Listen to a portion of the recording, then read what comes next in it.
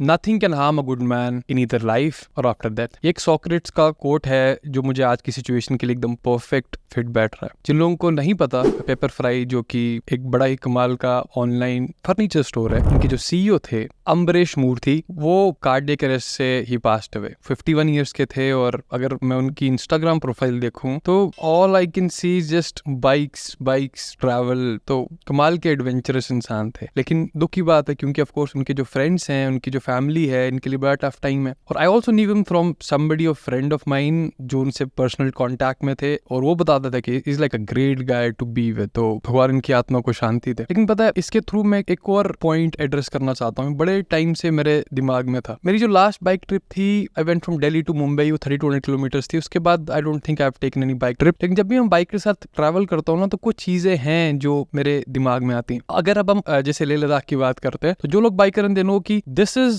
The best trip जो किसी के लिए भी हो सकता है। और लोग तैयारी कैसे करते हैं इस ट्रिप की? वो ऐसे करते हैं कि बाइक कौन सी लेनी है, सामान क्या लेना है। लेकिन एक बड़ा इंपॉर्टेंट एलिमेंट और है। अब देखिए, जो मूर्ति साहब है, ये कैसे, इनकी डेथ कैसे हुई? इनकी डेथ हुई कार्डियक अरेस्ट से। तो जैसे ही हम ऑल्टीट्यूड पे जाते हैं, खासकर लेह लद्दाख टाइप ऑल्टीट्यूड पे, वो हार्ट पे बहुत बहुत ज्यादा असर डाल सकता है। अब एक, अगर आपने देखा होगा, मैं बड़े सारे ट्रैवलर यूट्यूबर्स, जो बाइकर यूट्यूबर्स देखता हूँ, मतलब एक टाइटल क्या आता है कि वीडियो का 24 घंटे लगातार बाइक चलाई या फिर इतना हमने इतना कर लिया। तो इस चीज को एक ब्रैगिंग राइट्स के साथ आता है। तभी बड़े सारे ग्रुप से ट्रैवल करना पसंद नहीं करता, क्योंकि लोग क्या करते हैं, मतलब ऑल दे वांट इज कि एक दिन में कितना डिस्टेंस ट्रैवल हो। ऑन टॉप ऑफ इट नींद बहुत कम होती है, खाना क्रैप होता है, स्ट्रेस लाइफ पे ज्यादा बढ़ जाती है। और ओवरऑल अगर आप Leh Ladakh type altitude climb कर रहे हो और आपको पहले से ही आपका हार्ट उतना सही नहीं है, तो ये एक रेसिपी है डिजास्टर के लिए। देखिए, जैसे ही आप ऊपर जाते हो तो जो डिक्रीज इन ऑक्सीजन होता है हायर ऑल्टीट्यूड लेवल्स के ऊपर, उससे ऑल्टीट्यूड सिकनेस होती है, सबको पता है। और इसके 3 मेन सिंड्रोम होता है। पहला हम बोलते हैं एक्यूट माउंटेन सिकनेस। मतलब ये वो होती है जब आप 8200 फीट या 8000 फीट के ऊपर जाने की कोशिश करते हो एकदम, जैसे आपने एकदम बाइक चलाना शुरू की और you are like rapidly ascending. तो इससे क्या होता है, ऑक्सीजन कम होती जाती है और हार्ट को ज्यादा काम करना पड़ता है और लोगों को उससे फिर नौशिया होता है, डिजीनेस होती है। तो अगर नॉर्मली आप हेल्दी हो तब कोई दिक्कत नहीं, ये चीजें आराम चली जाएंगी। लेकिन प्री एग्जिस्टिंग हार्ट कंडीशंस होगी तो ये चीजें बड़ी दिक्कत होगी। अब दूसरा एक कंडीशन होती है, उसे बोलते हैं high altitude pulmonary oedema, HAPE। और ये कब होता है कि जब लंग्स में फ्लूइड एक्यूमुलेट हो जाता है, क्योंकि जो पल्मोनरी ब्लड वेसल्स होती हैं उनमें इंक्रीज प्रेशर हो जाता है। ठीक है, ये कहीं ज्यादा सीरियस कंडीशन होती है। तो इससे बड़ी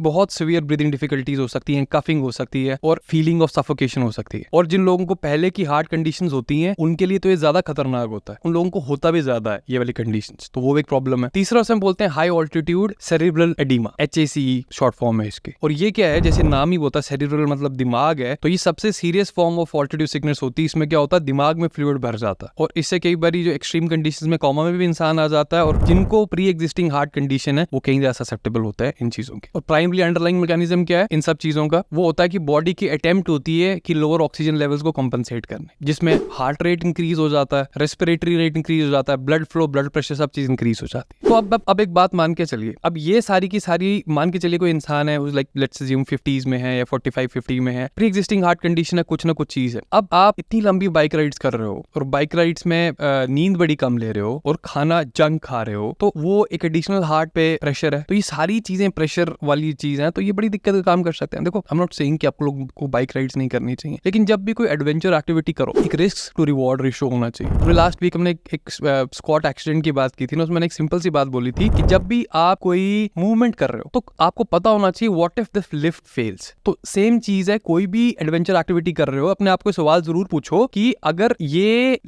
यहाँ पे कोई गड़बड़ होगी तो मैं क्या करूंगा। ठीक है, ऐसे ही सिर्फ नहीं कि चलो ठीक है एडवेंचर के नाम पे चीजें मत करो। अब क्या क्या चीजें करनी चाहिए when you are on a long bike trip? सबसे पहले तो अगर हाई ऑल्टीट्यूड बाइक ट्रिप्स हैं, अपने आप को तैयार करो 4-5-6 महीने के लिए। अपने एक हेल्थ केयर प्रैक्टिशनर, अपने कार्डियोलॉजिस्ट से मिलिए, हार्ट की डिटेल्ड फंक्शनिंग सारी चेक कराइए। ठीक है, उसमें अगर कोई भी दिक्कत होती है उसको एड्रेस करो। उसके बाद अपनी कार्डियोवैस्कुलर कैपेसिटी बढ़ाइए। तो तैयारी उसको बोलते हैं। जब कार्डियोवैस्कुलर कैपेसिटी बढ़ाएंगे, हार्ट बिल्कुल सही होगा, तो कुछ भी चीजें होने की दिक्कत बड़ी कम हो जाएगी। फिर क्या है, ग्रेजुअल असेंट। आई अंडरस्टैंड कि हमें छुट्टियां बड़ी कम मिलती हैं और जब छुट्टियां कम होती हैं तो उस टाइम पे हम कोशिश करते हैं कि कम टाइम पे जितना डिस्टेंस ट्रैवल हो जाए करो। देखो, if you are in early 20s तो बात ठीक है, लेकिन अगर आप अर्ली 40s में हो, आफ्टर 35 हो, आफ्टर 30s भी बोलता हूँ, तो ये चीज शायद काउंटर प्रोडक्टिव हो सकती है। तो ग्रेजुअल असेंट करना बड़ा जरूरी है। जैसे अगर आप लेह लद्दाख जा रहे हो और आप जम्मू वाली साइड से जा रहे हो, तो आई वुड से जम्मू से श्रीनगर जाओगे, थोड़ा असेंट हो जाएगा। श्रीनगर से जैसे सोनमर्ग है, सोनमर्ग से आप कारगिल पहुंचोगे, कारगिल से लेह पहुंचोगे, तो आहिस्ता आहिस्ता असेंट करोगे तो आपकी बॉडी भी एक्लिमेटाइज करेगी, which is very very important.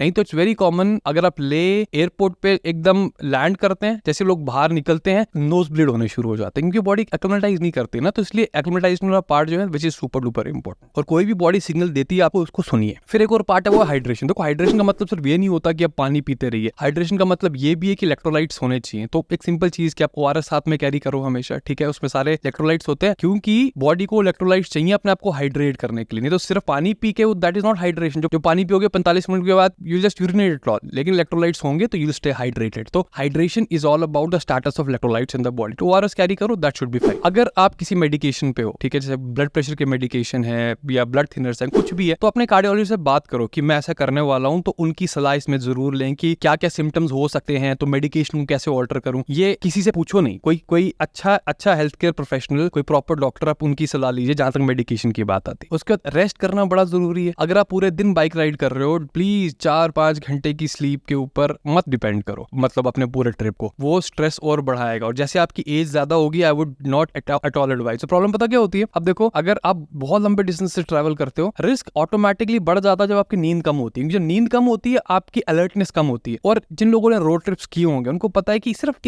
इतने टाइम पे अगर आपके दिमाग से थोड़ा टेंशन निकल जाए और ऊपर वाले का हाथ आपके सर पे ना हो, तो एक्सीडेंट ऐसा होता है, जिंदगी एकदम खत्म हो सकती है। तो the question is that you should be asking कि is it worth it? It is not, ठीक है। तो इसके लिए you can do yourself a favour कि जब नींद कंप्लीट हो उसके बाद ही निकलो। 3-4 घंटे 2 घंटे की स्लीप पे प्लीज ड्राइव मत करो। आप अपने लिए रिस्क तो क्रिएट कर रहे हो, अपने घर वालों के लिए मुश्किल क्रिएट कर रहे हो, और जो बाकी रोड वाले लोग हैं उनके लिए भी दिक्कत क्रिएट कर रहे हो। उसके बाद न्यूट्रिशन वाली चीज के ऊपर एक बड़ा ध्यान दूंगा, क्योंकि मैक्सिमम टाइम लोग बाहर का खाना खाते हैं। आप सिंपल चीज पता क्या कर सकते हो, देखो जो लोग नॉनवेज खाते हैं तो एग्स आपको हर जगह मिल जाएंगे, ठीक है, आप सैलेड आपको हर जगह मिल जाएगा, आप फ्रूट साथ में कैरी कर सकते हो, आप ब्रेड कैरी कर सकते हो, पीनट बटर कैरी कर सकते हो, ओट्स कैरी कर सकते हो, प्रोटीन पाउडर कैरी कर सकते हो, आप ड्राई फ्रूट्स कैरी कर सकते हो। आप इनसे बहुत टाइप के मील्स बना सकते हो। दिन का एक मील बाहर खाना इज ओके, लेकिन अगर आपको दिन के सारे मील ही बाहर खाने पड़ रहे हैं तो वो अगेन एक और स्ट्रेस क्रिएट करेगा। आई वुड से कि आपका स्ट्रक्चर पता कैसा होना चाहिए, ऐसा होना चाहिए कि पहले नींद का कि मिनिमम 7 घंटे भाई मुझे सोना ही सोना है, ठीक है। उसके बाद कभी रात को ड्राइव मत करो, और दिक्कत हो जाती है। एसेंड करना है, ग्रेजुअली करो, बहुत तेज मत करो। और last but not the least, आप मान के चलो अगर कोई दिक्कत होती है तो क्या मेडिकल अटेंशन अवेलेबल है कि नहीं है, किसी भी कैपेसिटी की। जैसे किसी को सीपीआर देना आता है, या अगर आप हाई ऑल्टीट्यूड पे जा रहे हैं, क्या एक्स्ट्रा ऑक्सीजन अवेलेबल है, या कुछ ऐसी मेडिकेशन अवेलेबल है जो हेल्प कर सकते हैं। तो हमें पता क्या होता है, हमें ये होता है कि भाई हमारे साथ तो ये हो नहीं सकता, लेकिन जब होता है ना, तो कई बार